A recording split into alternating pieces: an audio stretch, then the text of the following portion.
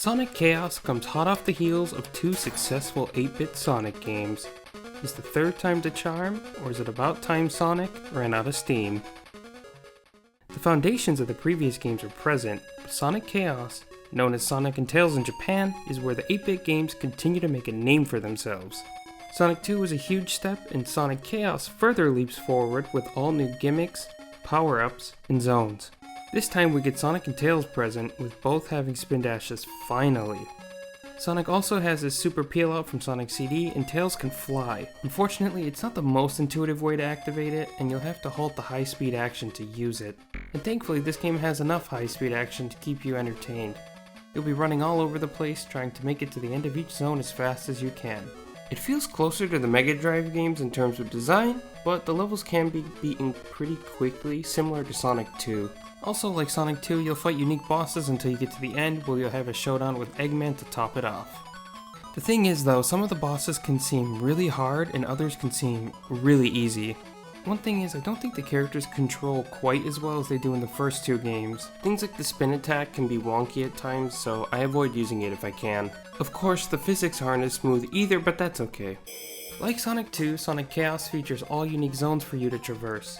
You have your familiar themes here, but in terms of graphics, everything looks much better, from the individual sprites to the backgrounds. Minor point, Sonic got his haircut way too short for this game. Tails looks fine though.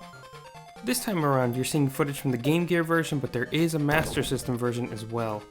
There are quite a few differences between them, like certain level layouts, and this even extends to the Japanese Game Gear version too. The music is also different, with the Game Gear version boasting superior tunes this time around. It might be a bit hard to notice it at first, but if you listen to them back to back, you'll definitely hear it. Another staple of the 8-bit titles is using gimmicks in levels. Here you'll have a lot of fun ones like the spring shoes, rocket shoes, just to name a few.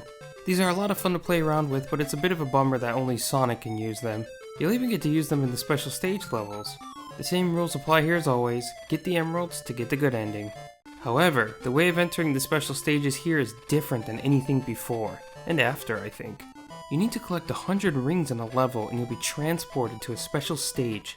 If you clear it, the level automatically ends and you move on to the next level. It's a lot of fun and it adds an exploration element to the game. You have to decide, either run through fast or try and find all those rings.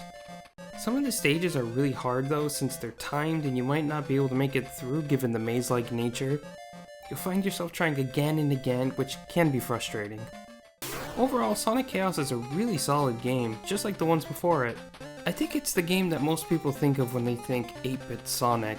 Here the games began to really take on their own identity, not so much weighed down with the comparisons or confusions when stacking them up against the Mega Drive ones.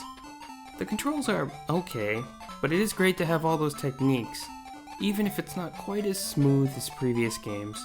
It's good, so give it a shot if you can. Sonic Chaos, low on chaos, but plenty of fun. Too easy! 楽勝だぜ